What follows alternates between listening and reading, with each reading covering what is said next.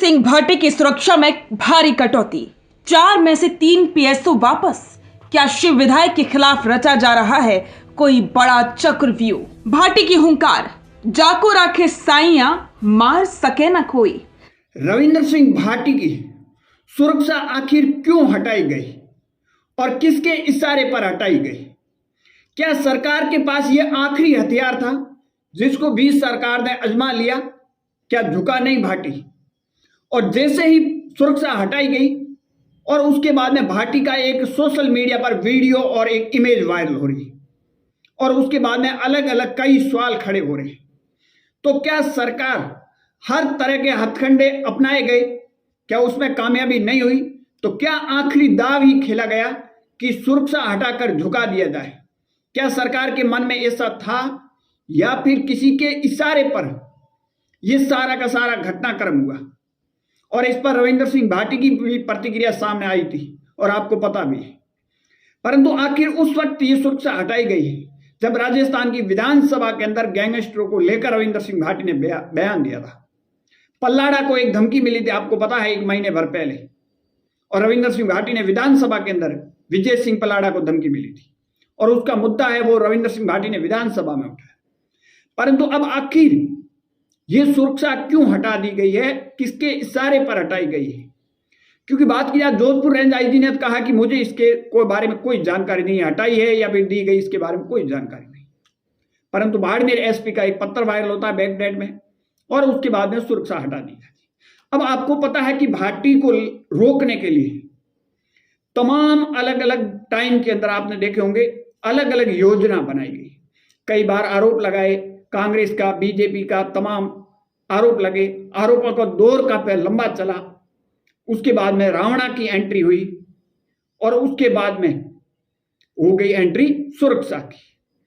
दरअसल आपको पता है कि रावणा की जो घटनाक्रम हुआ था उसमें भी कोई ज्यादा फर्क नहीं पड़ा और रावणा की घटना से पहले तमाम जो घटनाक्रम हुए उससे भी कोई रविंद्र सिंह भाटी की छवि पर या फिर भीड़ के अंदर कोई कमी नहीं आई थी। और उसके बाद में अब कहीं कहीं एक हथियार ये था कि सुरक्षा हटाई जाए ताकि दबाव आ जाए, दबाव बनाया जाए। तो क्या इस दबाव में नाकाम हो गई सरकार? क्या दबाव काम आया सुरक्षा हटाकर?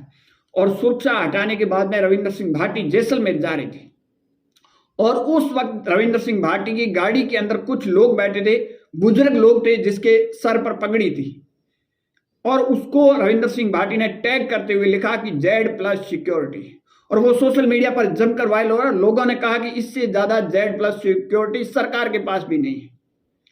और किसी भी सिक्योरिटी की अगर बात की जाए तो ऊपर वाला जब भी व्यक्ति पैदा होता है उस टाइम उसकी कर्म कुंडली तमाम लिखी जाती है। कितनी भी सुरक्षा देंगे या नहीं देंगे उससे कोई फर्क नहीं पड़ेगा, ये एक अभाव रहता है कि सुरक्षा मिली हुई, इससे ज्यादा कोई फर्क नहीं पड़ेगा। परंतु अब बात यह है कि आखिर हटाई क्यों, किसके इशारे पर हटाई गई?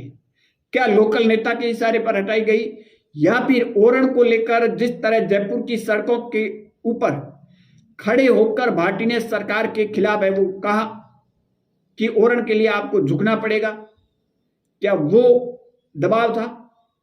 या फिर लोकल किसी नेता के इशारे पर हटाई गई? क्योंकि अब बयान सबके अलग अलग आ रहे हैं, चाहे बीजेपी हो, कांग्रेस हो या रविंद्र सिंह भाटी के बयानों में देखोगे तो मेल खाता हुआ आपको एक भी बयान किसी का नजर नहीं है।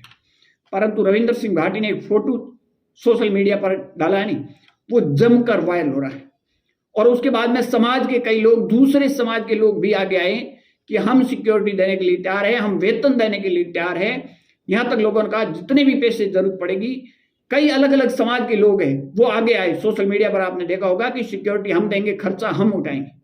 तो कहीं कहीं ये सरकार के लिए एक नाकामी आप कह सकते हो कि जनता को अगर आज सामने सरकार होते हुए आना पड़ रहा है तो इसका मतलब सरकार की नाकामी साफ साफ नजर आ रही है।